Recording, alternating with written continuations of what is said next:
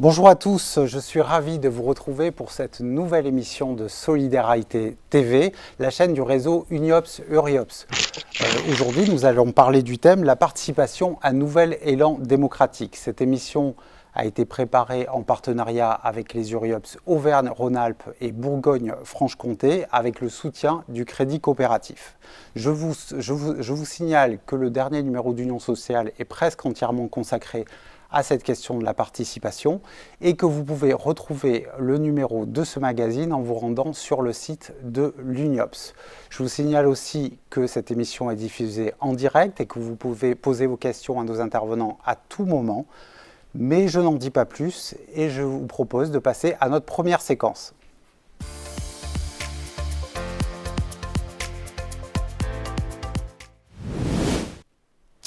Alors pour débuter nos discussions, j'ai à mes côtés Guy Pétat, donc vous êtes délégué du Conseil national des personnes accueillies. Guy, merci d'être présent avec nous.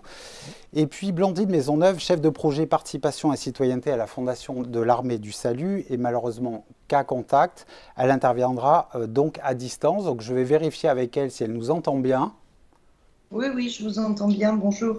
Bon, c'est parfait. Alors avant que nous donnions la parole à nos intervenants, je vous propose un premier reportage pour mieux comprendre ce que veut dire la participation pour les personnes concernées.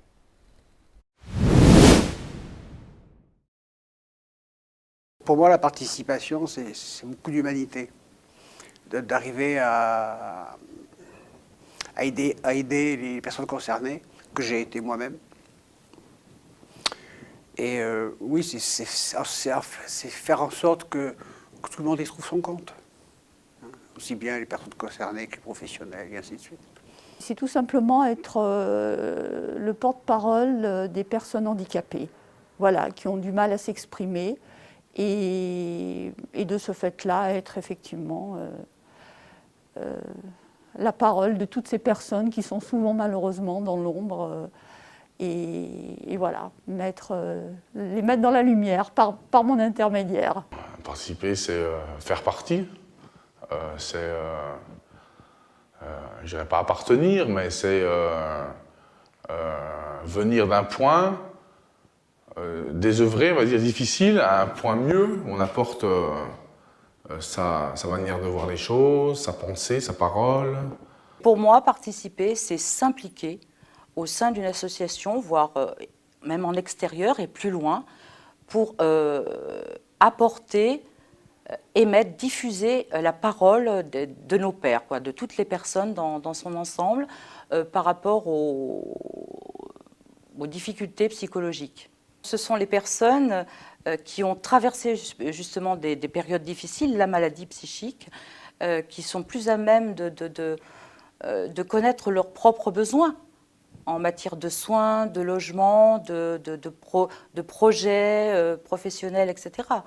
C'est de la base qu'on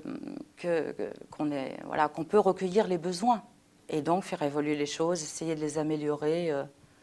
Voilà. Pour moi, la participation, c'est donner la parole à l'autre, écouter l'autre, pour changer un petit peu le principe qui fait qu'aujourd'hui, les travailleurs sociaux sont plutôt prescripteurs, diagnostiqueurs, sans donner la parole. Ça ne peut pas fonctionner. Sans écouter l'autre, d'où la participation, il est important de partager. Premièrement, deuxièmement, il me semble que donner la parole à l'autre donne aussi un peu du pouvoir à l'autre, de réapprendre à se faire confiance, plutôt que de subir, plutôt que d'être un consommateur de dispositifs, être un consommateur de dispositifs. La participation, ça ne se décrète pas, ça se construit. Guy Pétat, il y a 1000 manières d'envisager la participation, comme nous l'a montré ce reportage. Mais pour vous, la participation, ça veut dire quoi ? La participation, pour moi, ça veut dire déjà donner de son temps et être évidemment au plus près des besoins des personnes parce que toute personne a son vécu.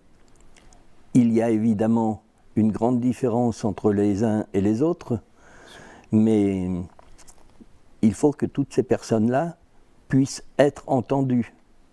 Donc, il est nécessaire de faire participer les délégués pour pouvoir rapporter au plus près des institutions ce dont les personnes démunies ont besoin. D'accord, donc c'est renforcer leur visibilité et leur permettre d'exprimer leurs besoins, c'est ça, hein? Oui. C'est ça. Blandine Maisonneuve, vous êtes avec nous à distance. Alors qu'est-ce qu'on peut en dire, selon vous, de cette définition de la participation des personnes concernées?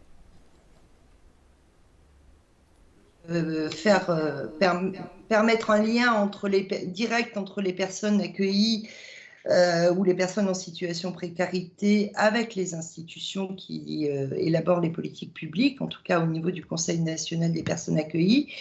Moi, je rajouterais aussi, c'est reconnaître les compétences et l'expertise de ces personnes sur un pied d'égalité au même titre que d'autres expertises, que sont les expertises scientifiques, professionnelles, techniques.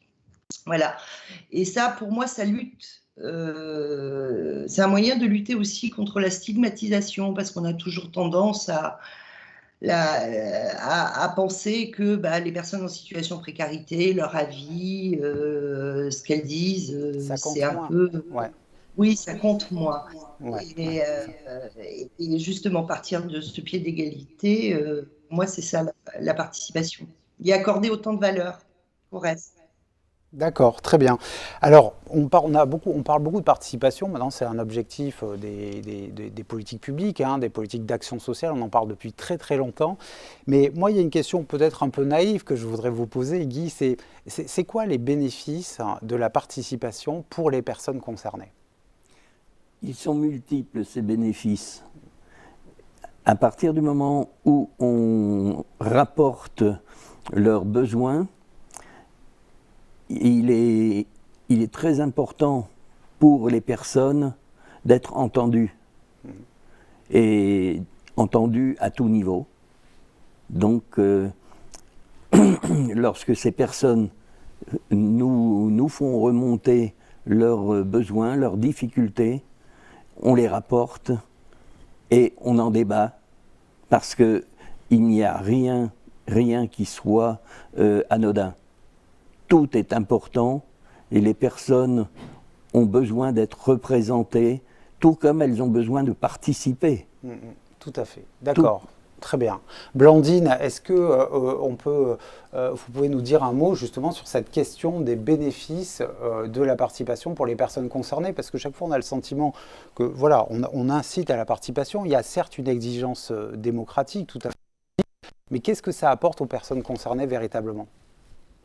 Alors, ça apporte être reconnu dans sa parole et dans une parole égale et de même valeur que d'autres types de paroles, ça a à voir avec le sentiment de dignité.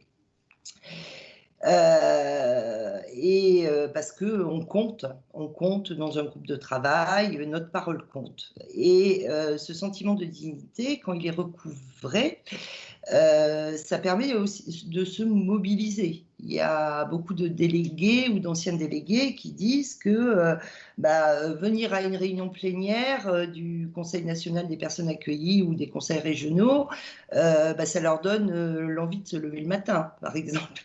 Ça peut aussi décider d'une orientation professionnelle. Il y a beaucoup de développement de pérédance au sein des conseils. Oui, ça, on va en parler. Voilà. Ouais. Et au niveau des politiques publiques, ça apporte une vision pragmatique, d'accord, notamment dans tout ce qui est communication auprès des personnes en situation de précarité, dans un langage facile à lire et à comprendre. Donc ça force en fait les acteurs publics aussi à se mettre au niveau de chaque citoyen, de chacun d'entre nous, qui sont en difficulté ou non, et à ce moment-là rendre plus accessibles peut-être les dispositifs qui concernent l'ensemble des citoyens. C'est ce que vous voulez dire? Plus accessible et plus compréhensible, oui. D'accord, très bien. Alors justement, vous évoquiez cette question de la paire aidance, Blandine. Effectivement, c'est toujours cette paire aidance est aujourd'hui considérée comme une des formes les plus modernes hein, d'implication des personnes concernées. Et on est allé voir du côté de l'association Un chez soi d'abord à Besançon, qui justement promeut et développe cette paire aidance. Donc je vous propose de découvrir ce reportage tout de suite chez Un chez soi d'abord à Besançon.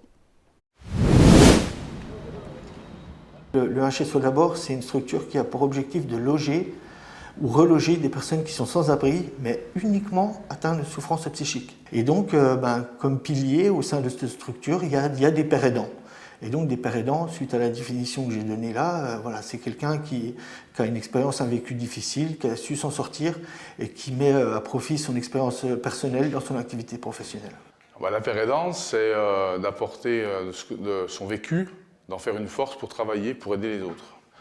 C'est une sorte de démocratie. Le principe de rétablissement, c'est rien sans nous, rien sur nous sans nous. Donc, dans tous les, que ce soit le tabac, l'alcool, la drogue, les maladies mentales, le sans-abrisme, il faudra des gens qui viennent de ce milieu-là, qui font partie des équipes pour encadrer, accompagner les personnes encore dans la difficulté, on va dire.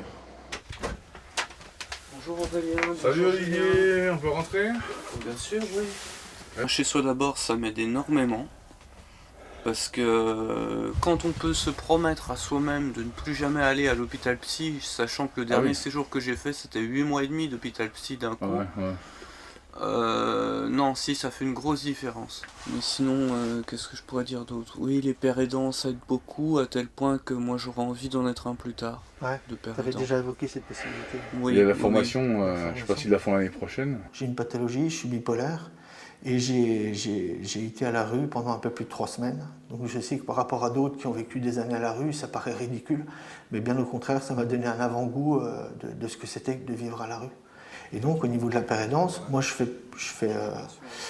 fais jouer mon expérience, en fait. C'est-à-dire qu'au Un chez soi d'abord, il y a une équipe qui est bien solide. Il y a des travailleurs sociaux, il y a des addictologues, des anciens infirmiers et les pères aidants.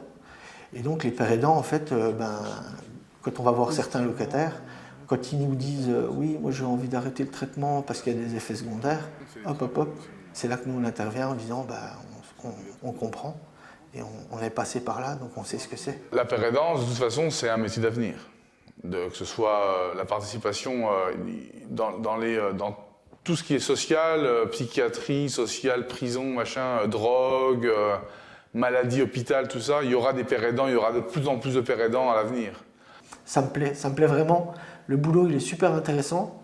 Et sur le plan humain, c'est extrêmement enrichissant en fait, parce que je trouve ça génial en fait de pouvoir mettre à profit mon expérience personnelle quoi, dans mon travail, et je trouve ça extrêmement enrichissant de pouvoir partager. C'est vraiment le partage, c'est important, c'est vraiment important, le partage. Si on me l'avait dit il y a des années en arrière, je n'aurais pas cru, j'aurais pas parié sur moi.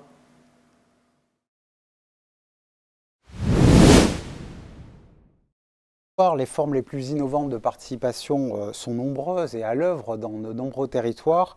Je voudrais maintenant donner la parole à Catherine Serre, qui est directrice de l'URIOPS Bourgogne-Franche-Comté, pour qu'elle nous raconte ce qui se joue dans son territoire. Oui, Catherine Serre, bonjour. Bonjour. Alors, Catherine Serre, quelles sont les formes de participation les plus intéressantes en Bourgogne-Franche-Comté aujourd'hui ? Alors, je pense qu'il y en a beaucoup, elles ne sont pas toutes connues, mais en tout cas, on a la chance dans notre région d'avoir une antériorité, notamment par le biais du Conseil régional consultatif des personnes accompagnées. Donc, dans le domaine de la cohésion sociale, hein, ce qui a déjà été évoqué, tout ce qui touche aux problèmes de précarité, il y a une habitude. Et ce que je trouve intéressant du fait de cette antériorité, c'est que maintenant, en fait, la question de la légitimité d'avoir des personnes concernées autour de la table dans les politiques publiques ne se pose plus. Donc en fait, on ne se demande pas pourquoi, mais on se demande comment. C'est-à-dire comment on va aider à ces formes de participation. Et c'est ce que je trouve pour le plus intéressant dans cette perspective. D'accord. Alors justement, vous l'avez un petit peu évoqué, mais c'est quoi les bénéfices généraux de la participation des personnes concernées? En quoi cette participation, elle enrichit quelque part les politiques publiques et l'action publique, en tout cas au plan local? Je pense qu'elle est intéressante, ça a déjà été dit, parce qu'elle a un côté pragmatique. Ça ramène les pieds sur terre aux personnes qui sont en charge de mettre en place les politiques publiques, parce que ça ramène à des choses très concrètes qui se passent dans la vraie vie. Et ça, de ce point de vue-là, c'est toujours intéressant. Ça nous fait faire un pas de côté. Et de ce point de vue-là, c'est bénéfique pour tout le monde. Après, je crois qu'on a dit qu'il y avait le sentiment d'être sur un pied d'égalité. Donc, il faut bien se dire qu'on le sait, hein, nos responsables de politique publique, parfois, ils disent aussi des bêtises. C'est vrai aussi qu'il faut entendre. Non, mais il faut entendre la parole des personnes accompagnées et il faut pouvoir aussi parfois parler du réalisme, de la possibilité de faire ou de ne pas faire. Ça a été dit, il faut être entendu et je pense qu'il faut aussi travailler la question d'être entendable. Mais c'est, de mon sens, aussi vrai au niveau des personnes qui s'occupent des politiques publiques que des personnes qui relatent la question de leurs propres difficultés. D'accord, très bien. Mais de ce point de vue-là, c'est intéressant en termes de co-construction. Vraiment sur un pied d'égalité dans les deux sens. D'accord, c'est l'idée qu'on retient, se situer sur un pied d'égalité. Alors, je vais prendre une première question peut-être internaute. Alors, elle est très simple hein, et je vais peut-être la poser directement à Guy. Hein. Donc, cette question, comment faire pour que la participation des personnes concernées soit vraiment effective? Voilà. Alors, Guy, qu'est-ce qu'on peut en dire de ça? Qu'est-ce qu'on peut en dire? Voilà. Eh bien, il faut de plus en plus bousculer les habitudes, bousculer ceux qui avaient une certaine façon de travailler, mais qui maintenant doivent se rendre à l'évidence qu'ils ne sont plus tout seuls. Ils ne sont plus seuls à faire leur travail, mais ils ont aussi des idées et des recommandations de personnes concernées qui leur arrivent. D'accord, c'est-à-dire qu'il faut considérer les personnes concernées quasiment comme des partenaires en fait, hein, de tous ceux qui font les politiques publiques et qui les mettent en mouvement, hein, c'est ça? Absolument. D'accord, très bien, très bien. Blandine, est-ce que vous avez une idée aussi sur cette question, comment faire pour que la participation des personnes concernées soit vraiment effective, puisqu'on sait que, bon, effectivement, cette participation, c'est un vrai objectif et on en parle depuis tellement d'années que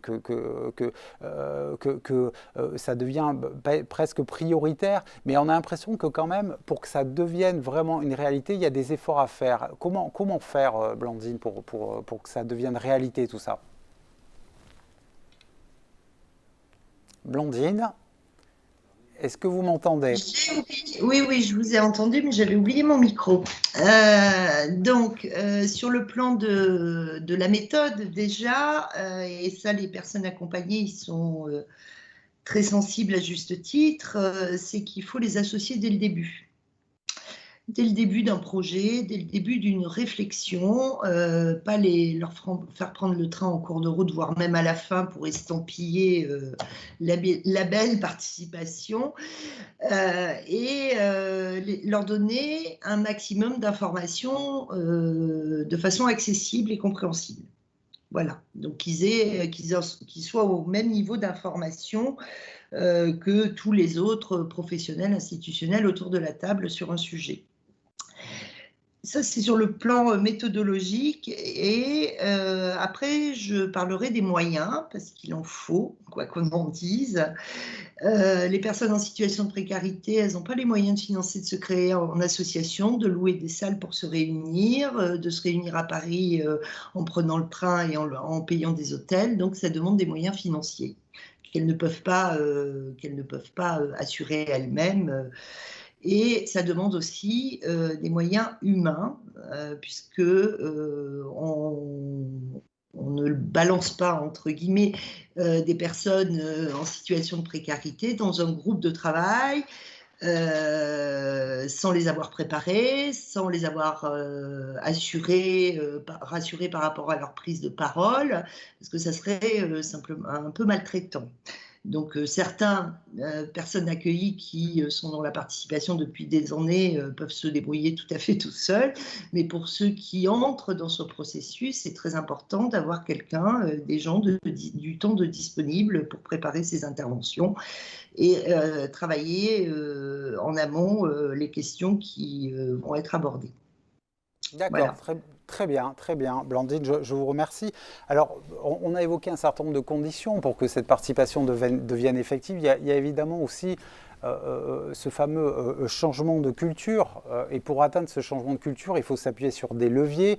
Et parmi ces leviers, la formation, la recherche commune, ce sont des pistes de plus en plus souvent explorées, notamment au sein du collectif Soif de connaissances à Lyon. Alors, je voudrais donner la parole à Nicolas Berru.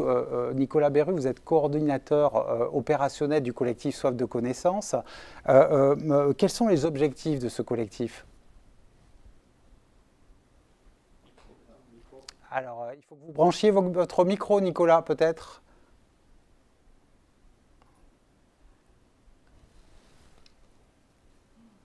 Ah, il y a un petit problème de son. Alors, je crois qu'il faut que vous mettiez votre micro. Ça, c'est malheureusement les aléas du direct. J'espérais ne jamais le dire, mais voilà. Je suis obligé de le dire.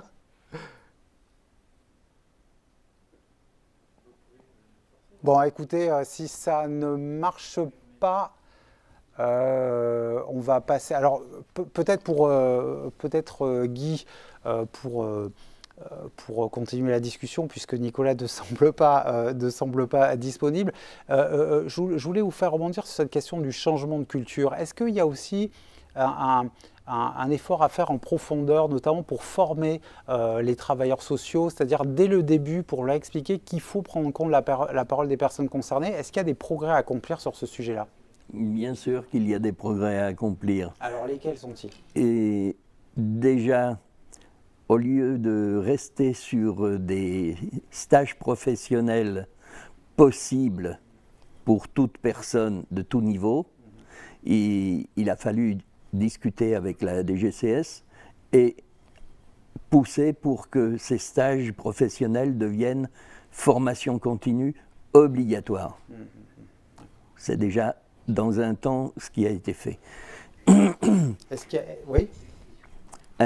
Suite à ça, il a fallu aussi bousculer les consciences de chaque personne qui a l'habitude de travailler d'une certaine façon. Pour certains, ils sont un peu déroutés lorsqu'on leur donne de nouvelles possibilités de travail. Lorsque on change leur manière de travailler, en fait. On change leur manière de travailler. Il y a, comme dans toute société de travail, il y a des personnes qui ont l'habitude d'être les meneurs dans des équipes, qui quelquefois restreignent les équipes à travailler comme on travaillait il y a 20 ans. D'accord, très bien. Alors, je voudrais savoir si Blandine est encore disponible. Blandine, je voudrais peut-être vous poser la question sur ce changement de culture et sur l'importance de la formation, justement, pour essayer de faire bouger un peu les consciences en matière de participation. Cette formation initiale, est-ce qu'il y a vraiment des gros efforts à faire, justement, pour arriver à ce que les travailleurs sociaux intègrent, justement, cette nécessité de prendre en compte la parole des personnes accompagnées? Alors oui, il y a des efforts à faire dans la mesure où ce sont des professions qui se sont technicisées beaucoup à hauteur des dispositifs dont elles ont la charge. Et un des efforts qui est fait dans beaucoup d'instituts de formation, c'est d'intégrer aux formations initiales l'intervention de personnes accueillies dans les promos d'étudiants pour effectivement qu'elles puissent discuter et débattre avec elles des attentes d'une personne précaire à l'égard du travail social. Et ça peut même déboucher sur certains IRTS, sur la création de postes de formateurs pairs. Hein, c'est un sujet qui est travaillé notamment avec l'UNAFORIS. D'accord. Ok, donc ça c'est des pistes extrêmement intéressantes. Écoutez Blandine Guy, je vous remercie, on va clôturer cette séquence. Donc on a beaucoup échangé là sur les bienfaits de la participation pour les personnes concernées. Je vous propose que nous passions à notre prochaine séquence où on va s'intéresser aux bienfaits et aux bénéfices de la participation des personnes concernées pour les associations, en particulier pour leur gouvernance. Donc on se retrouve dans quelques instants pour parler de tout ça. Une autre économie est possible, ça oui. Mais une autre banque? Je demande à voir. Eh bien voyons. Et qu'est-ce que ça change? Les clients ont leur mot à dire. Et ils ne s'en privent pas. Et qu'est-ce qu'ils disent? Ce qui compte, c'est ce qu'ils font. C'est la banque des coopératives, Des associations, des mutuelles, des théâtres, des festivals, des syndicats, des fédérations sportives. des PME, PMI, On appelle ça des personnes morales. des personnes qui entreprennent autrement. Ça, on peut dire qu'elles ont le moral. Et les personnes physiques alors? C'est la banque des particuliers qui se ressemblent. Mais enfin, c'est une banque, pas un club. Justement, on parle d'argent là. Avec des produits engagés bien pensés, Tu peux agir. ton compte t'ouvre des tas de moyens d'action. Pour moi, agir, c'est financer ce qui est utile. Moi, c'est la solidarité mondiale en premier. Et l'insertion alors? La culture, qu'est-ce que vous en faites? Croyez-moi, l'essentiel, c'est l'emploi. Oui, l'emploi dans les territoires. À condition de développer l'écologie, Le bio, les énergies renouvelables. Bon, vous voyez, il y a de quoi faire. On commence quand? moi, je crois que c'est possible. Et nécessaire. Une économie où chacun a son mot à dire. Des investissements pensés pour le bien-être de tous. On appelle ça la finance patiente. T'en sais des choses. L'important, c'est un monde plus juste. Un monde où l'argent seul ne ferait plus la loi. Et tout ça, avec le crédit coopératif, on peut y arriver. Simplement en étant client. Pas seulement client. Sociétaire. Crédit coopératif, une autre banque est possible.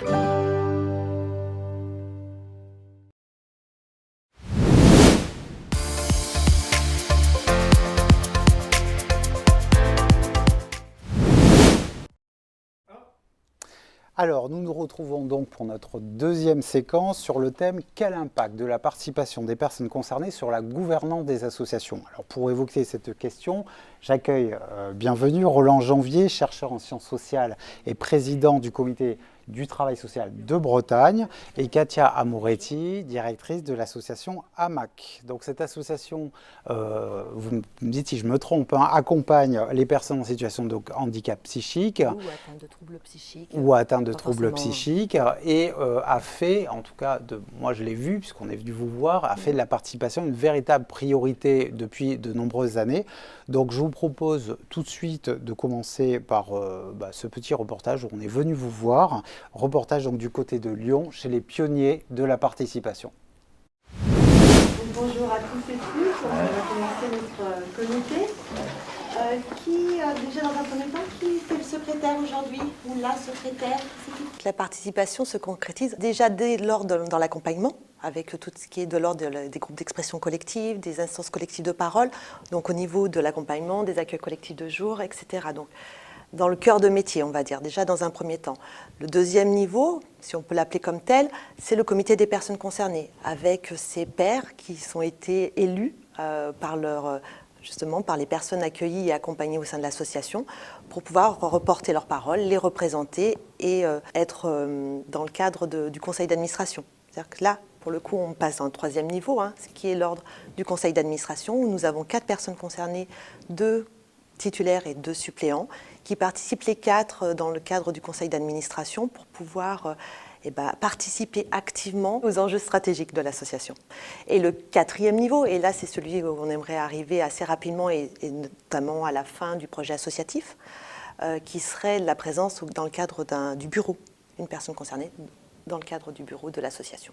Au sein du comité des personnes concernées, d'AMAC, nous nous réunissons une fois par mois en moyenne et nous parlons de tous les projets, nous discutons de tous les projets d'AMAC. Nous rapportons la parole de nos pairs, les demandes, les questions, les suggestions. Nous pouvons émettre nos avis sur les projets de l'association également, œuvrer en interne comme également en externe auprès d'autres structures ou d'autres associations. Cette participation apporte un vrai plus dans notre cœur de métier. Déjà, on sait pourquoi on est là, hein, et c'est pour eux que nous sommes là, et là, c'est hyper important. Donc, on peut être en direct avec eux et vraiment être à l'écoute de leurs besoins. Le deuxième mouvement, c'est aussi de pouvoir développer la question du rétablissement, la question du pouvoir d'agir, de pouvoir porter leurs paroles, et c'est une vraie richesse. Enfin, je crois qu'on apprend beaucoup à leur côté, et je crois qu'ils nous apportent à ce niveau-là de l'humilité, et puis ils nous poussent à être meilleurs et à nous améliorer toujours et encore. Donc je crois qu'ils nous apportent énormément, et j'espère qu'on répond à leurs besoins et à leurs demandes. Après 3 ans, c'est devenu normal de participer actuellement à la vie de l'association, à ses projets, etc. Et il est vrai qu'après cette formation, nous avons appris que nous allons être les pionniers dans ce domaine. Et je suis bien contente d'avoir fait partie de ce groupe de pionniers, sur la France du moins, et j'espère que ça fera boule de neige, que notre histoire fera boule de neige dans un maximum d'associations pour faire remonter les besoins de la base. Donc la gouvernance d'AMAC a de quoi faire rêver. Hein. On se demande comment vous avez fait. Alors est-ce que vous pouvez nous expliquer comment vous avez fait pour relever ce défi de la participation des personnes concernées? Eh bien, c'est le fruit d'un cheminement, un long cheminement et de belles rencontres.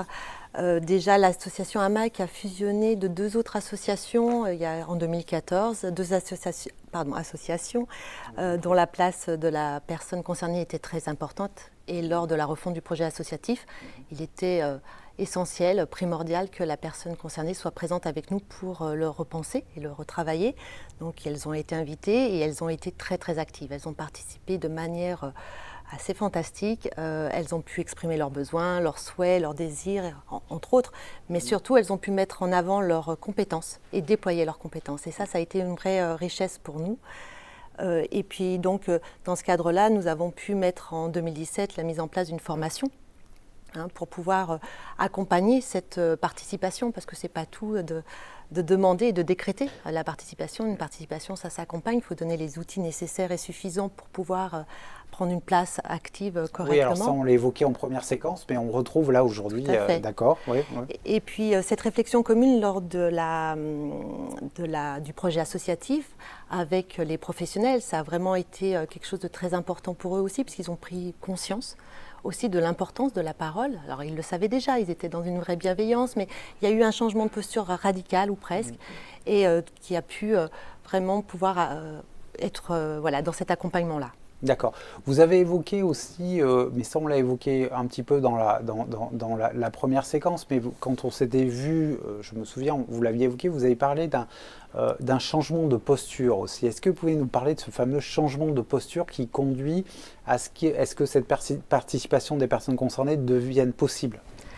La posture sociale, médico-sociale, voire sanitaire, on est dans le protectorat au départ, il y a très longtemps de ça, hein, c'est vraiment issu de ça. Encore maintenant aussi. Et encore maintenant, oui, bien évidemment, mais voilà, on est dans cette posture-là, alors que là, pour le coup, on n'est plus dans cette posture de sauveur, on est dans une posture de être avec, aller avec, être dans l'accompagnement de... Et c'est vraiment quelque chose d'un changement de paradigme total, hein, du protectorat à l'inclusion, à l'accompagnement et au développement du pouvoir d'agir. Et c'est assez complexe pour les professionnels, ça peut parfois leur faire un peu peur. Les bousculer. Ça les bouscule dans leur pratique. Hein. La question de la formation pour les professionnels est nécessaire, autant pour la personne concernée, mais aussi pour les professionnels, pour les rassurer. D'accord, très bien. Alors, Roland Janvier, moi je voulais savoir ce que vous pensiez de ce très très beau projet. On a eu l'occasion de vous envoyer, et le reportage, vous l'avez découvert avec nous. Qu'est-ce que vous pensez de ce beau projet qui est quand même, c'est assez, je ne dirais pas exceptionnel, parce qu'il y a d'autres associations qui s'engagent à ce point-là dans la participation, mais c'est quand même pas ordinaire. Et moi je voulais savoir ce que vous pensez de ce beau projet. Alors c'est pas ordinaire, peut-être quand même de se rappeler que 2002, ça date de 19 ans. Et que c'était... Vous considérez que c'est il y a longtemps ou il n'y a pas longtemps? Ben, pour moi c'est il y a très longtemps. Et dans votre présentation, vous parliez de pionniers. C'est formidable. Ce qui se fait à la MAC, j'en dirais 2 mots, mais c'est vraiment très intéressant. Mais pionniers, c'est un peu affolant que les pionniers existent encore 19 ans après. Ça devrait être énorme. Les chercheurs d'or, normalement, c'est il y a 3 siècles. Oui, tout à fait. Ouais. Et donc, du coup, c'est quand même intéressant. Et je trouve que, du coup, cette émission d'aujourd'hui, elle me paraît vraiment importante pour réactiver quelque chose. Du reportage, j'extrayais trois éléments forts pour moi. Le premier, mais ça ressortait déjà de la première séquence très fortement, c'est la question de la parole. C'est la question de la parole, de l'expression, de la possibilité d'entendre. Et ça, c'est pas si simple que ça, parce que la parole de l'autre, elle est d'autant plus difficile à entendre qu'elle ne fait pas partie de nos propres critères de compréhension. Et c'est quand même ce qui explique aussi la difficulté du rapport entre professionnels et usagers. La deuxième idée, c'est quand même, et ça c'est quelque chose de constant dans tous les enquêtes que j'ai pu mener, les recherches que j'ai pu faire, c'est ce que vous évoquez qui est en fait une plus-value, c'est-à-dire un enrichissement. Ceux qui font l'expérience de la participation, que ce soit des personnes concernées, que ce soit des institutions, font l'expérience que ça enrichit les pratiques et qu'on en ressent. Et je l'ai vécu dans différents types d'établissements.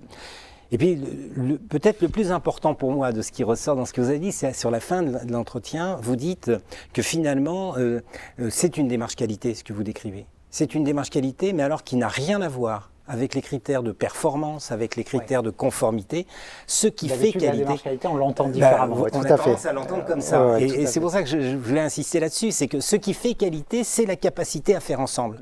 Et c'est plus du tout d'être conforme à des standards qui auraient été établis dans des bureaucraties quelconques. C'est ce que nous vivons ensemble dans l'expérience quotidienne qui va provoquer cette qualité, qui va augmenter la qualité de ce que nous faisons.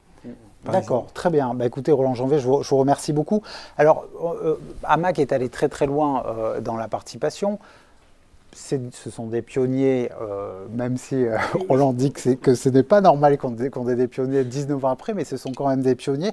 Il y a d'autres pionniers aussi, c'est APF France Handicap, qui a vraiment fait de la participation des personnes concernées à tous les échelons de l'association une véritable réalité. Et je voudrais qu'on donne la parole à Nathalie Zwiatkowski. Vous êtes directrice régionale d'APF France Handicap en Bourgogne-Franche-Comté.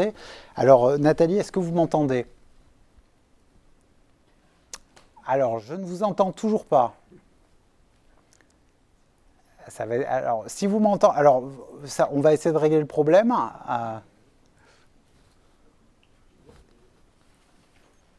Alors, en attendant qu'on règle le problème, peut-être que je vais... C'est difficile pour moi d'improviser chaque fois.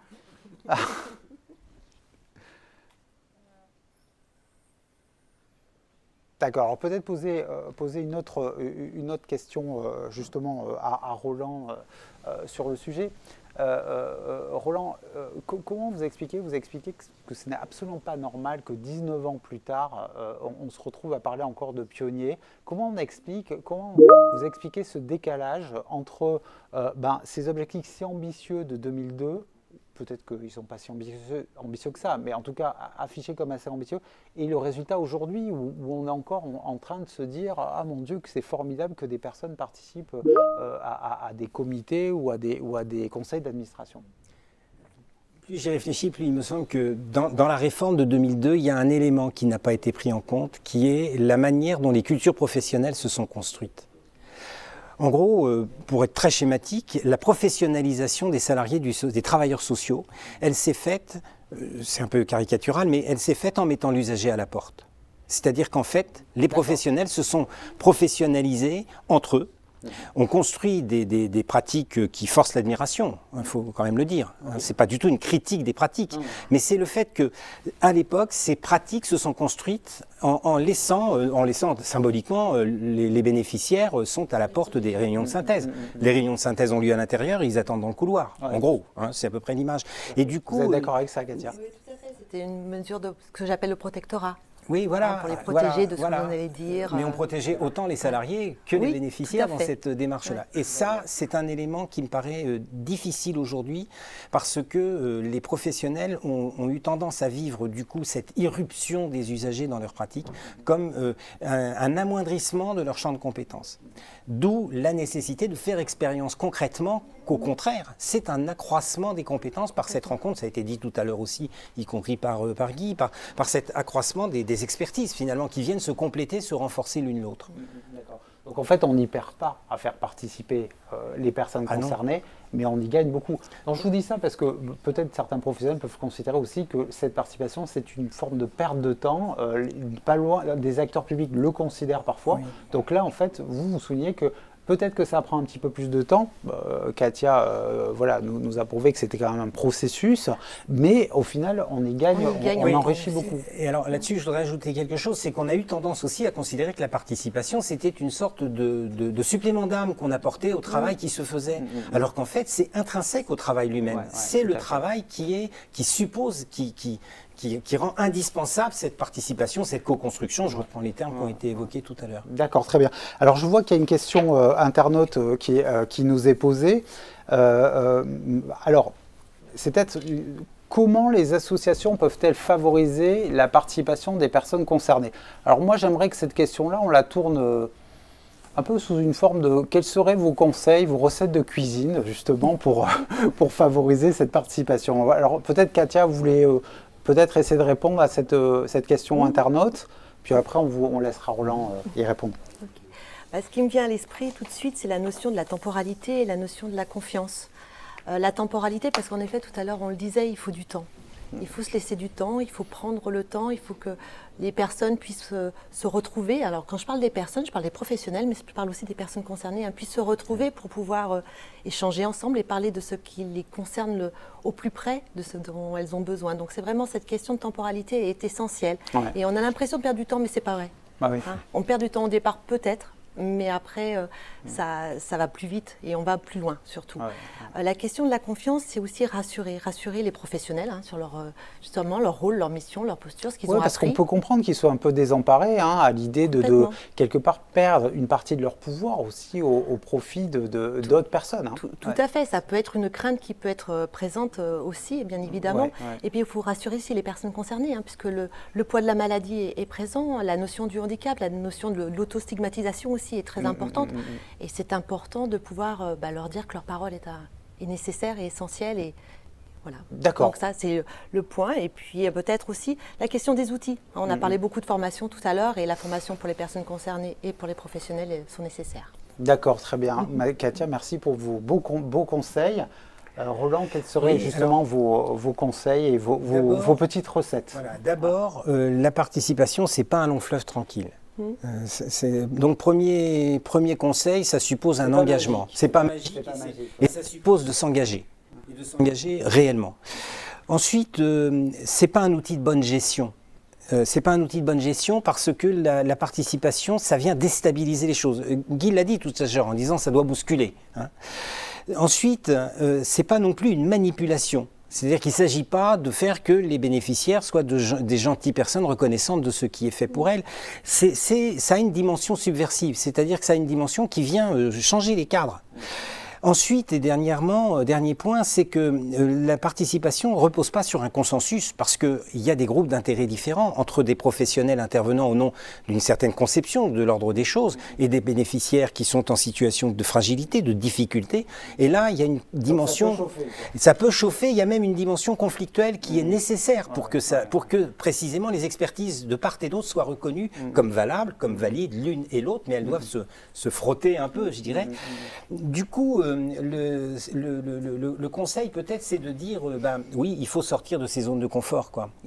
La nécessité c'est de se désinstaller de ça, de sortir de ses habitudes, ça a déjà été dit, mais et de faire parce que en gros si la participation ne change rien et rassure tout le monde, ça veut dire qu'on s'est trompé. Si la participation vient bouger les lignes, vient remettre en cause l'organisation, vient critiquer finalement questionner les pratiques, etc. Là, je pense qu'on est on est dans le chemin vertueux de la plus-value que j'évoquais tout à l'heure. D'accord, très bien, très bien. Alors, on le voit, cette question de la participation est un objectif qui est loin d'être inatteignable, d'autant plus que un certain nombre d'acteurs soutiennent aussi cette démarche. C'est le cas de la fondation Crédit Coopératif. Donc, Christophe Vernier, vous êtes secrétaire général de la fondation Crédit Coopératif. Alors déjà, j'aimerais vérifier si vous m'entendez et si on peut vous entendre. Est-ce que vous m'entendez? Oui, je suis là. Bonjour à tous. Parfait, et je suis ravi. C'est un petit miracle en direct. Donc, la première question que je voudrais vous poser, Christophe Vernier, c'est quoi pour vous les enjeux de la participation des personnes concernées, notamment pour les associations? On va rester dans le cadre associatif pour l'instant. Oui, je crois que ça a été déjà bien évoqué. C'est une question centrale pour beaucoup d'associations qui travaillent dans le champ social et qui affirment la nécessité de faire avec et non pas de faire pour, ce qui suppose la participation effective des personnes concernées. Et c'est une grande exigence, ce n'est pas un long fleuve tranquille comme ça a été dit. Moi, j'y vois trois enjeux principalement. Le premier, c'est un enjeu peut-être simplement de pertinence et d'efficacité de l'action associative, parce que finalement, comment peut-on apporter des solutions crédibles à des difficultés qu'on n'éprouve pas soi-même, auxquelles on n'est pas soi-même confronté. Je pense que dans bien des domaines, seules les personnes concernées, en apportant leur vécu, leur connaissance, peuvent apporter des solutions que personne d'autre ne peut imaginer à leur place. C'est le fameux éclairage dont parlait Roland Janvier. Un enjeu de légitimité et de crédibilité de l'action dans le dialogue avec les pouvoirs publics, avec les parties prenantes, comme on dit aujourd'hui. Je pense que l'argumentaire sera d'autant plus crédible qu'il aura été nourri, porté et même verbalisé par les personnes concernées. Et j'ajouterais un troisième enjeu, donc peut-être plus général et un peu politique, c'est un enjeu de réponse au déficit démocratique grandissant qu'on ressent dans notre pays, qu'il soit réel ou ressenti. Je pense notamment aux jeunes ou à des populations de classe populaire.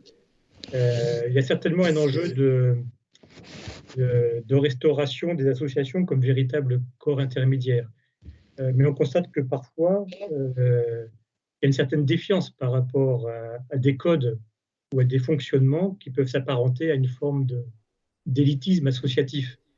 Et donc, ça suppose un effort, une attitude d'écoute et d'ouverture pour accueillir tous les publics, y compris éloignés, et accepter des comportements, des codes de langage également, qui ne sont pas forcément les plus courants, mais qui sont indispensables pour bien comprendre la problématique. Et toutes ces personnes-là ont naturellement leur place dans le plaidoyer. D'accord, très bien. Alors, justement, très rapidement, la Fondation Crédit Coopératif soutient énormément de projets. Est-ce que vous pouvez nous citer un ou deux projets qui sont actuellement soutenus et qui s'inscrivent dans cette démarche de favoriser la participation des personnes? Oui, effectivement, la Fondation Crédit Coopératif, elle a un champ d'action très large, puisqu'elle s'est donnée pour ambition d'accompagner les transformations de l'ESS, l'économie sociale et solidaire, pour la rendre encore plus forte, encore plus agile et plus innovante. Donc la question de la participation, favoriser les associations qui s'engagent dans ce domaine-là, fait partie de ces transformations pour nous. Un exemple avec le réseau national des maisons des associations, qui a pris ce sujet à bras le corps, en constatant que l'engagement citoyen a certes le vent en poupe, mais que beaucoup n'y accèdent pas. Il y a d'ailleurs une étude très intéressante de l'universitaire Lionel Proutot qui a été menée il y a quelques années et qui pointe bien les écarts considérables d'engagement en fonction du niveau d'études des personnes, des catégories CSP, des origines familiales, de l'âge, etc. Donc ce mouvement a engagé une réflexion assez approfondie qui va donner lieu à l'élaboration d'un guide pratique avec des fiches pour essayer de repérer les freins et les leviers de changement pour favoriser la participation. Il me vient un deuxième exemple assez intéressant d'une association qui s'appelle Nous aussi, qui est une association de personnes handicapées intellectuelles qui a la particularité d'être une association d'autoreprésentants, c'est-à-dire qu'elle est dirigée par les personnes concernées. Je pense que c'est la seule en France au demeurant. Et ils se définissent eux-mêmes comme des citoyens du silence qui osent prendre la parole et défendre leurs intérêts. Je pense que c'est intéressant pour le débat d'aujourd'hui. Et la Fondation a notamment soutenu et même contribué avec les personnes et la banque Crédit Coopératif à l'élaboration d'un guide qui s'appelle le mode d'emploi de la banque, qui a été rédigé avec eux en utilisant le langage européen facile à lire et à comprendre. Je pense que c'est assez emblématique de ce qu'on dit aujourd'hui. Très bien. Peut-être un troisième exemple plus proche et un dernier exemple, quartier, je vous en rapidement, avec une association lauréate nationale de la Fondation à Rennes qui s'appelle Si on s'alliait, qui renforce le pouvoir d'agir des personnes dans des quartiers difficiles, avec une méthode très éprouvée d'identification des besoins, de la demande, des techniques de communication non violente, et qui s'appuie vraiment sur les deux principes forts. Ce sont les personnes concernées qui sont les mieux placées pour trouver les solutions et les moyens d'action, et qui expérimentent à travers ça des fonctionnements démocratiques et donc associatifs. Très bien, Christophe Vernier, je vous remercie. Je remercie aussi Katia, Roland. Donc on s'aperçoit que même si des progrès restent à accomplir, les projets favorisant la participation des personnes concernées sont de plus en plus nombreux. Mais qu'en est-il de la participation citoyenne entendue beaucoup plus largement et de ses impacts sur la démocratie? C'est ce que je vous propose de découvrir lors de notre prochaine séquence.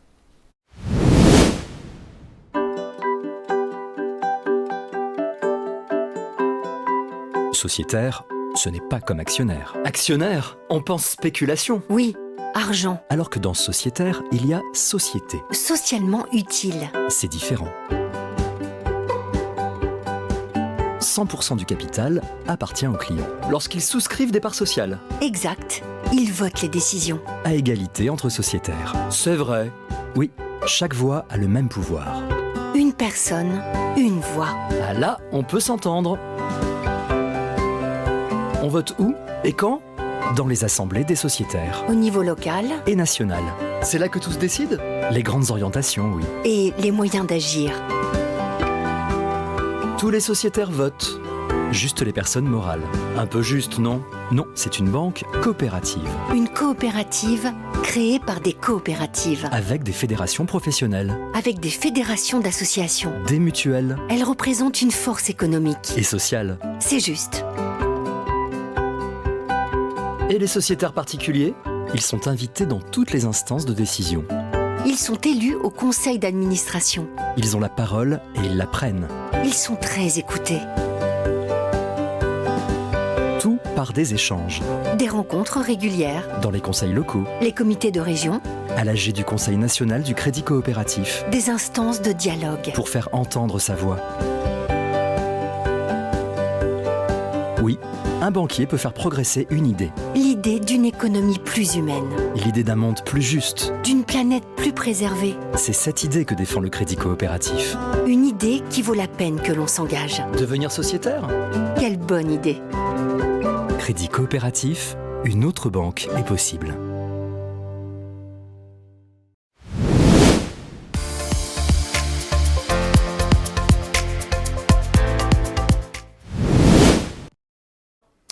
Alors, nous nous retrouvons donc pour étudier quels sont les bénéfices de la participation citoyenne pour la démocratie, donc pour aborder ce sujet presque sociétal. J'accueille sur ce plateau Claire Eschbauer, donc vous êtes directrice scientifique de l'école pratique de service social, et Roger Su, professeur à la faculté de sciences humaines et sociales à l'Université de Paris, auteur de nombreux ouvrages sur la question démocratique, dont le dernier, je le montre, Le spectre totalitaire, repenser la citoyenneté. Alors avant de débuter nos échanges, je vous propose de découvrir les escales solidaires, un tiers-lieu participatif qui permet à des personnes en difficulté ou non, de travailler ensemble à des projets solidaires, une initiative particulièrement symbolique de la soif de participation dans la société française.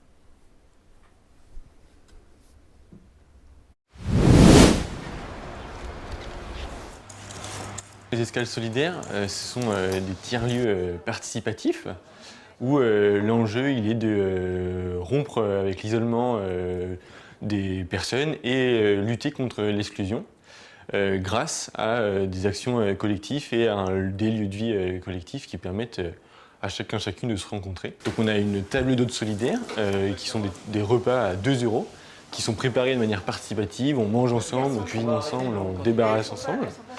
Et on paye tous et toutes 2 €. Je suis bénévole pour Escale Solidaire depuis environ 2 ans. Le brassage entre les salariés, les bénévoles, le brassage même des bénévoles qui viennent de tous horizons, de toute culture, de toute religion, ça c'est fantastique ça.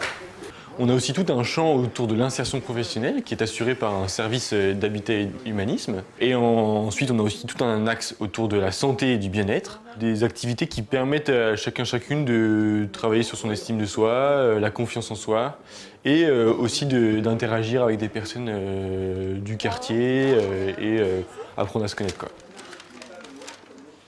Moi, je pense que c'est le meilleur système à Lyon qu'ailleurs. Tu as des cartes, pourquoi tu viens, faut des tampons, faut des machins, faut te justifier. Et voilà, qu'ici, il n'y a pas besoin de se justifier, tu viens, tu veux boire un café, puis voilà. Quand on vient aux escales, on compte pour les autres et on compte aussi sur soi-même, quoi.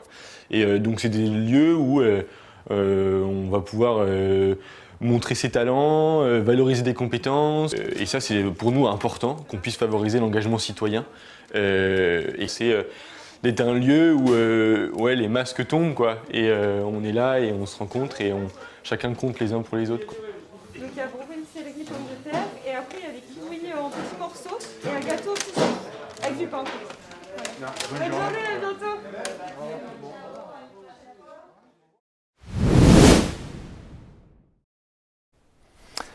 Alors Roger Su, on a longuement évoqué lors des séquences précédentes l'importance, la valeur de la parole des personnes concernées. Mais quels sont les enjeux, selon vous, de la participation des citoyens dans leur ensemble, au-delà des personnes concernées ? La citoyenneté, c'est pas seulement l'élection. Les citoyens font l'élection, j'allais dire, mais l'élection ne fait pas le citoyen. Ou en tout cas, l'élection ne suffit pas à faire le citoyen.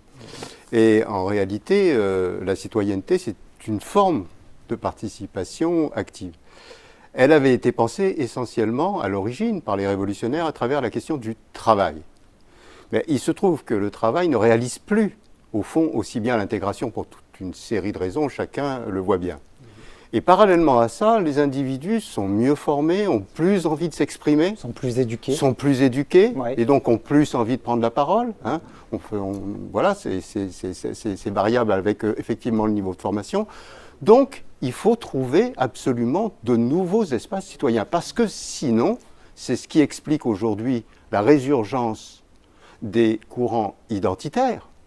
Au fond, l'identité aujourd'hui, ce n'est pas tellement qu'il y ait des courants identitaires qui soient tellement plus forts, comme on l'entend en permanence dans les médias. Ouais. C'est surtout que l'espace public ne remplit plus son rôle.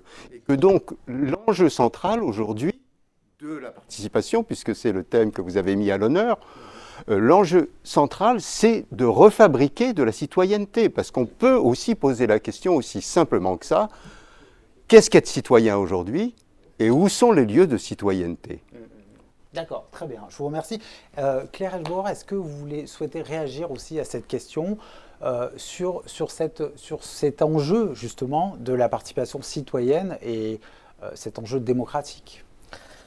Je crois que ce qu'on voit apparaître à travers la participation des personnes, et notamment au sein de l'action sociale, mais plus largement, c'est une nouvelle forme de solidarité.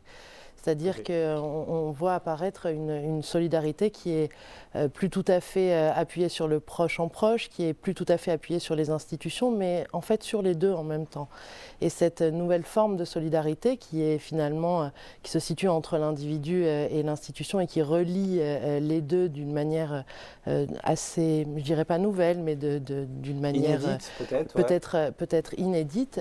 Cette solidarité qui est une solidarité plus d'usage, qui est une solidarité qui est liée finalement au fait de faire usage d'une institution dans le cadre de la solidarité. Cette nouvelle forme finalement dépasse bien largement le travail social et se retrouve dans la société tout entière.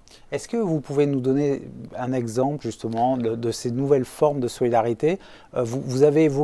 Quand on avait échangé pour préparer cette émission, vous nous avez donné quelques exemples. Vous pouvez nous en donner un pour illustrer vos propos? Cette solidarité d'usage, c'est celle qui se noue finalement entre une personne usagère d'une institution et une autre personne usagère d'une institution qui vont finalement répondre à leurs besoins à la fois individuels mais à leurs besoins également collectifs sans forcément d'implication de l'institution en premier lieu. C'est-à-dire qu'elles sont un peu en autonomie toutes les deux ou un groupe de personnes? Pas tant en autonomie, en lien avec l'institution, mais à partir du repérage de leurs propres besoins et de l'expression de leurs propres besoins besoins ainsi adressés à l'institution. D'accord. Ça peut être quoi, par exemple, très concrètement?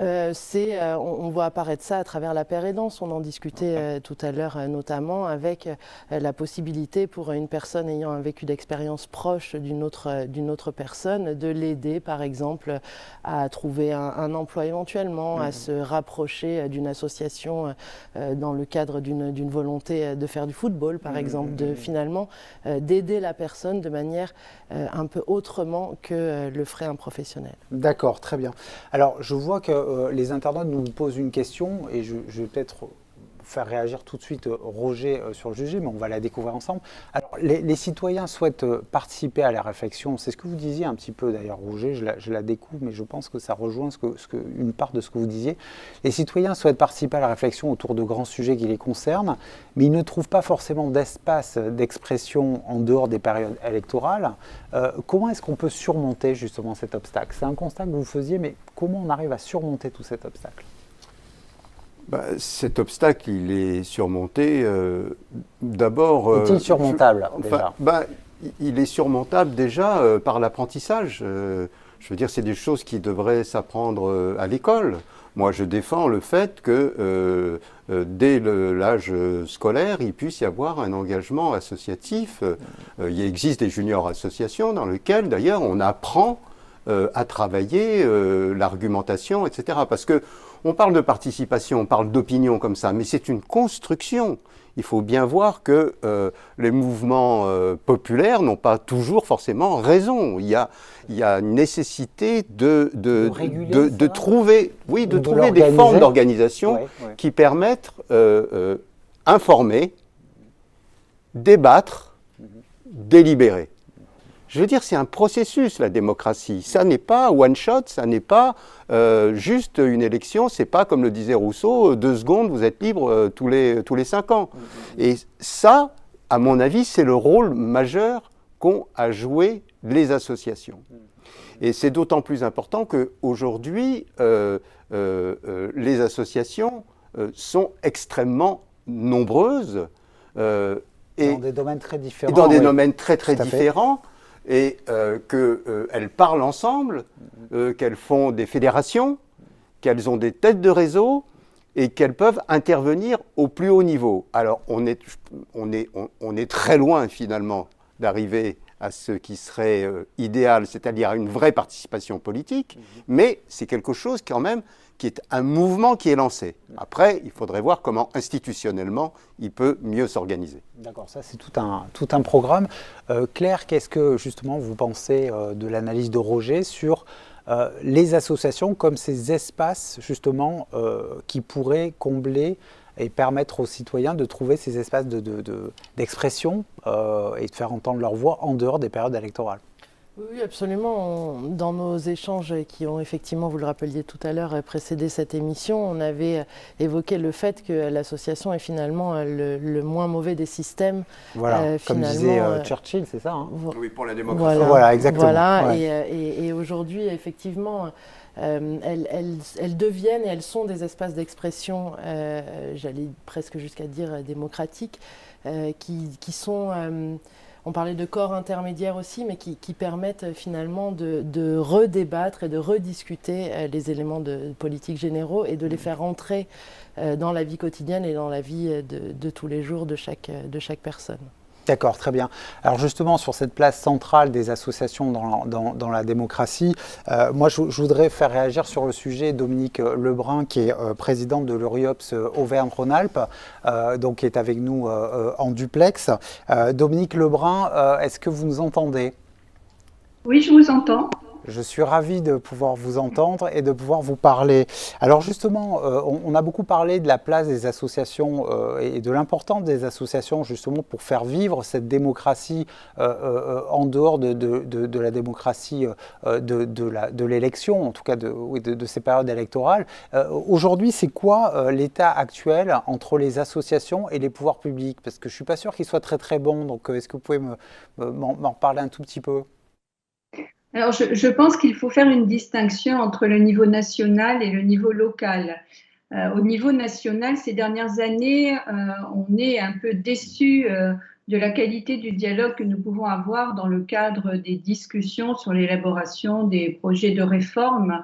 Il y a certes de la concertation, des groupes de travail, des missions auxquelles nous pouvons être associés, mais on ne peut pas parler réellement de co-construction qui nous permettent de faire évoluer l'offre de services et de pouvoir infléchir certains projets. Alors, il y a quand même une note d'espoir, je pense, liée à la crise sanitaire, puisque on l'a vu quand même dans le dialogue quasi quotidien que notamment le réseau national UNIOPS a avec les services de l'État. Il est clair que là, on a vraiment pu jouer notre rôle d'alerte et d'information sur les difficultés rencontrées par les associations dans ce moment de crise sanitaire et que nous avons été sur certains points entendus encore tout récemment sur la qualité de vie des résidents dans les EHPAD et la possibilité de réinstaurer les sorties. Par contre, ça veut dire que la crise vous a permis d'être plus entendu, donc il y a eu un effet quasiment positif de cette crise? Oui, sur ce point-là, je crois, dans la mesure où là, nous avons vraiment joué ce rôle de faire remonter des besoins du terrain et des besoins des personnes qui étaient concernées, accueillies dans nos établissements et nos services, et donc de pouvoir agir vraiment, nous, en proximité, et de faire remonter cela au niveau de l'État. Au niveau local, par contre, je crois que nous sommes toujours considérés comme des prestataires de services.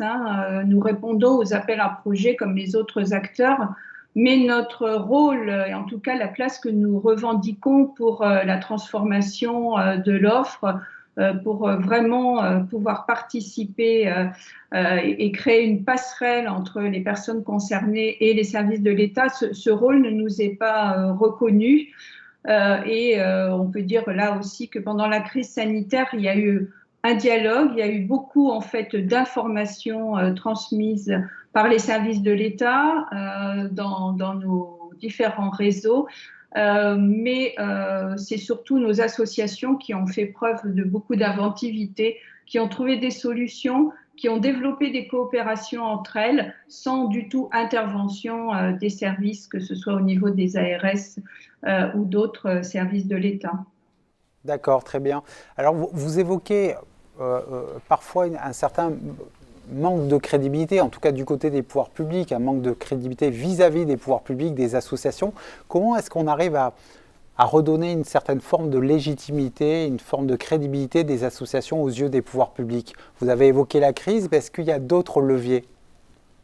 Alors, il est certain, on l'a vu, qu'il y a quand même beaucoup d'aspirations des citoyens aujourd'hui pour plus de démocratie participative.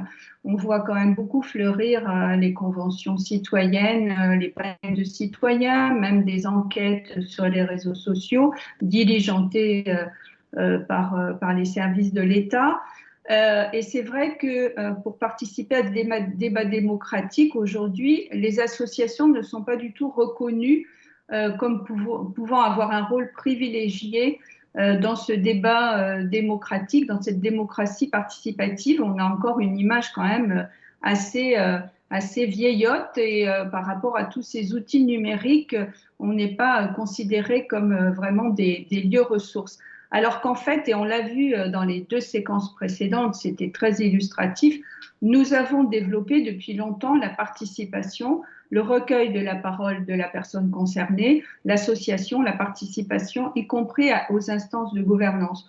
Donc, on sait faire, les associations savent faire, et elles savent que les personnes concernées sont vraiment dépositaires de savoir, d'expérience, et peuvent utilement participer à faire reconnaître et à prendre en compte cette parole. Donc, je pense qu'il faut que les pouvoirs publics comprennent qu'on peut être des lieux intermédiaires, des espaces de parole qu'on a aujourd'hui du mal à trouver pour faire participer ces personnes concernées et vraiment développer une vie de citoyen actif pour les projets de société. Très bien, je vous remercie beaucoup pour cette intervention. Alors, je voudrais qu'on prenne une nouvelle question des internautes. Alors, c'est un peu en écho avec ce que disait Dominique Lebrun. On insiste beaucoup sur la place des associations dans la démocratie, mais sont-elles toujours exemplaires? Alors, Dominique Lebrun nous dit que oui, elles commencent à l'être de plus en plus sur le recueil de la parole des personnes concernées. Est-ce que, selon vous, elles sont toujours exemplaires en matière de démocratie interne? Alors, ça suppose effectivement la prise en compte de la parole des personnes concernées, mais ça suppose aussi une certaine ouverture de la gouvernance. Je pense à certains conseils d'administration qui sont beaucoup plus masculins, anciens et peu ouverts à la diversité. Est-ce qu'il y a des efforts à faire aussi pour revitaliser la démocratie associative cette fois-ci? Oui, exemplaire, personne n'est jamais exemplaire. Donc oui, il y a sûrement du travail à faire.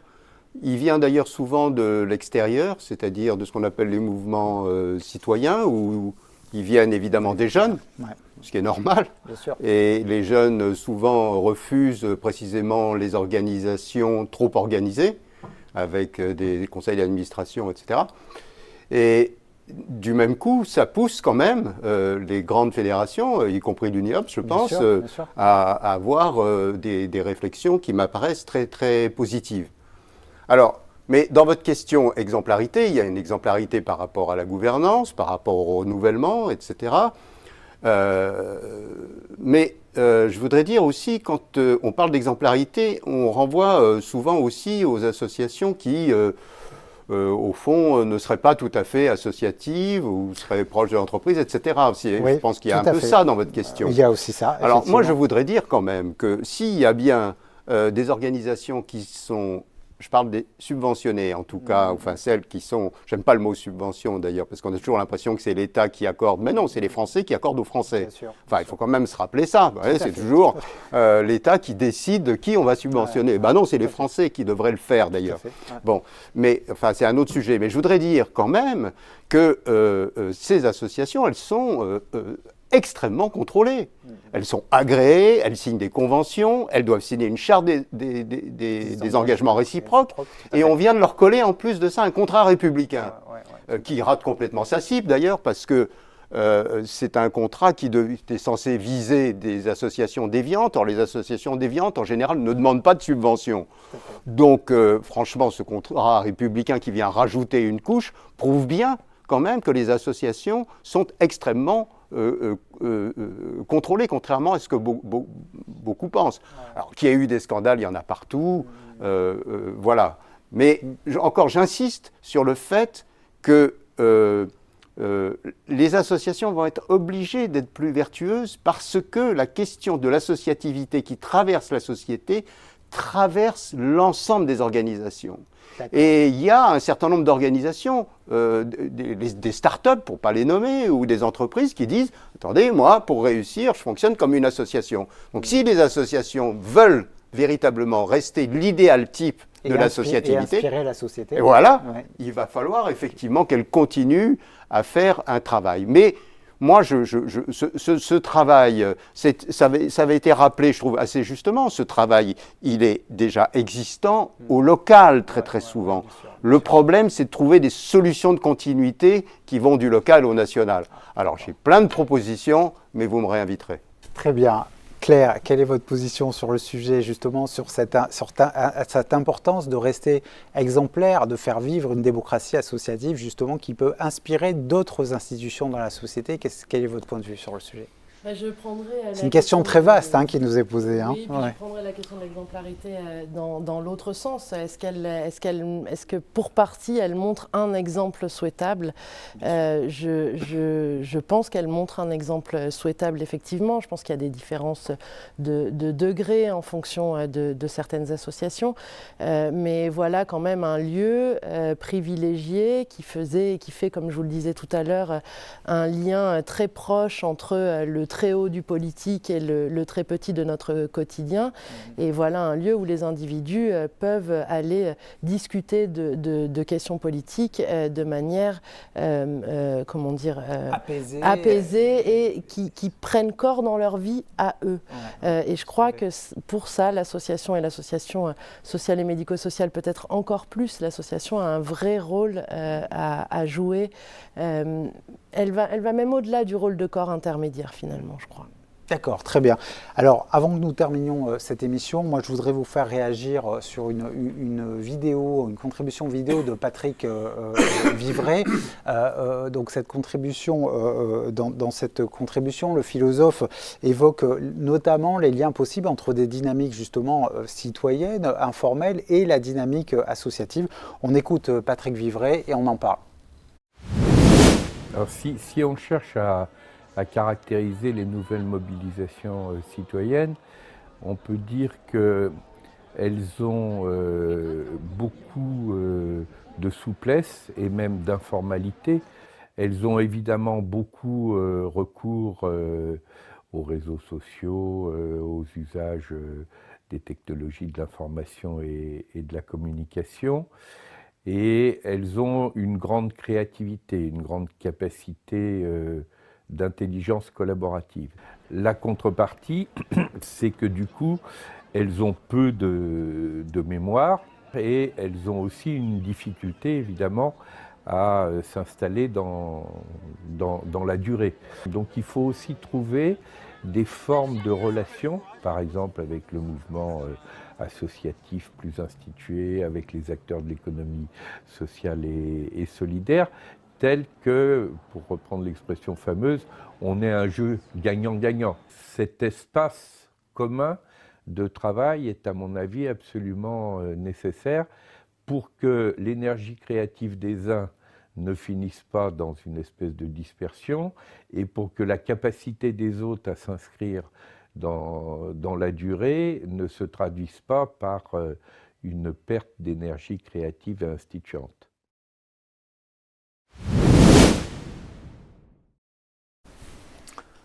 Alors Roger, voilà, Patrick Vivray nous parle justement de cette relation, de ce dialogue entre les dynamiques citoyennes un peu plus neuves, un peu plus désordonnées et la dynamique associative et de ces liens possibles. Qu'est-ce que vous avez à dire sur cette réflexion-là?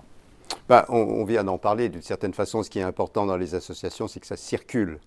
Et d'ailleurs, je note que ça circule, c'est-à-dire qu'il y a du renouvellement à l'intérieur des associations. Il y a 70 000 nouvelles associations chaque année. Tout à fait. Donc il y a un renouvellement, il y a une circulation. Donc ça, c'est très, très, très important. Il y a des mouvements citoyens, je le disais, qui ont... Enfin, quel est le problème majeur aujourd'hui de l'association? C'est quand même de rentrer, ça a été dit par la présidente de l'URIOPS, c'est quand même de rentrer dans un dialogue civil. C'est quand même ça qui aujourd'hui... Alors, bon, il se trouve que Patrick est un ami, donc on a ce débat depuis très longtemps. Mais c'est très bien. Mais il y a une urgence aujourd'hui à rentrer dans un dialogue civil et donc à rentrer dans des formes qui soient instituées, sans brider la liberté créatrice des associations, mais à rentrer dans ce dialogue civil. Et ça exige, à mon avis, que les associations prennent conscience de quelque chose qui est complètement nouveau. Elles ne sont plus représentées par le politique.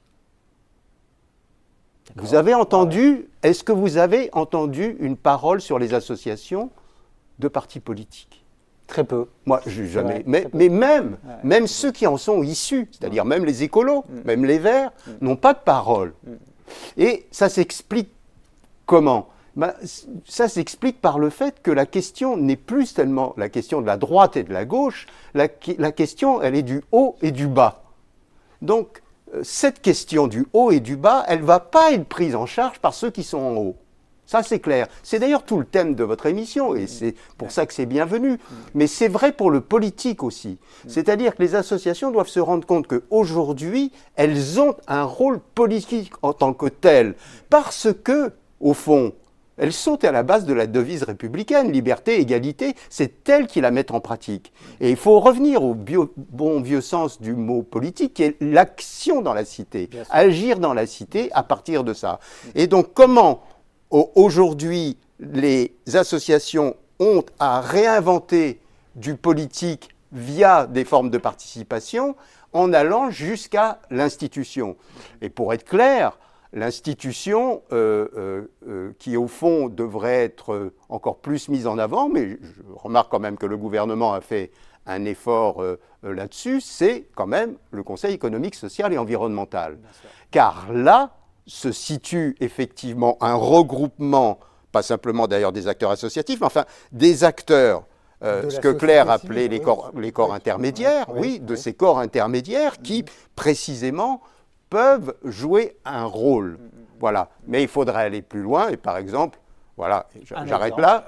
Alors, je vous donne un exemple d'une mesure, voilà, un tout petit exemple, ça tient en une phrase, c'est il faudrait que le CESE puisse avoir un moment où il décide de l'ordre du jour parlementaire. Alors, parce que si c'est purement de la consultation, jamais la parole n'arrive. Voilà. Donc, voilà. Alors, quand on sait que même, au fond, même les députés de la majorité ne peuvent pas avoir aujourd'hui si facilement la main sur l'ordre du jour parlementaire, c'est toujours le gouvernement, je trouve que là, il y aurait une grande réforme, voilà, un petit moment, n'est-ce pas? Un petit moment dans l'ordre du jour parlementaire. Et bien ça, ce serait déjà une grande révolution, parce que ça donnerait une vraie action, une vraie représentation politique. Mais vous entendez bien quel sens je donne au mot politique, c'est-à-dire la transformation de la cité avec ses citoyens. Et parce que c'est ça vraiment la question qui se pose aujourd'hui, c'est vraiment fondamentalement refonder la citoyenneté, c'est ce que j'essaye d'expliquer dans mon dernier livre. On vous a bien compris. Merci Roger. Claire, justement par rapport à ces propos de Patrick Vivray et peut-être par rapport à ces grandes propositions comme ça de renforcer la place des associations dans le dialogue civil, ce serait quoi vos propositions? Attendez qu'on s'approche de la fin, n'hésitez pas à ouvrir et n'hésitez pas à nous donner une belle conclusion comme l'a fait Roger. Je pense qu'il faut vraiment peut-être une dernière fois enfoncer le clou, mais le caractère notabiliaire des associations assure plus aujourd'hui leur légitimité, ni civile ni politique pour le dire comme ça. Ce qui assure leur légitimité, c'est précisément leur capacité à faire, Roland Janvier le disait tout à l'heure aussi, à faire émerger et à faire à rendre visible la parole des personnes et la parole des citoyens.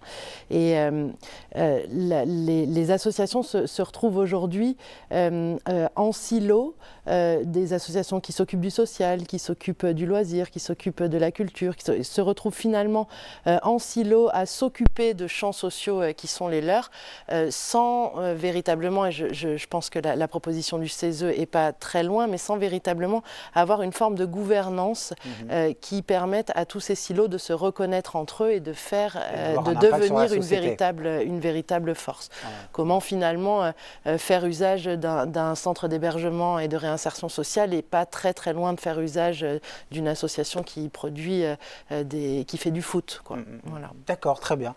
Eh bien Claire, je vous remercie beaucoup. D'ailleurs, je vous remercie beaucoup tous les deux pour ces dernières réflexions sur lesquelles nous allons désormais méditer. Alors, je vous rappelle rappelle que le cahier technique de l'UNIOPS intitulé « Les associations réinventent l'innovation » consacre tout un chapitre à cette question de la participation, un document que vous pouvez retrouver en vous rendant sur le site de l'UNIOPS. Je voudrais également remercier tous les techniciens, les équipes de l'UNIOPS, les équipes des URIOPS Auvergne-Rhône-Alpes et Bourgogne-Franche-Comté pour leur aide et leur soutien. J'espère que cette nouvelle émission de Solidarité TV vous aura plu et je vous donne rendez-vous le 15 avril prochain pour évoquer la question du numérique et de la solidarité, une émission que nous organiserons avec les URIOPS Île-de-France et Nouvelle-Aquitaine. En attendant, je vous souhaite de passer une excellente journée sur Solidarité TV.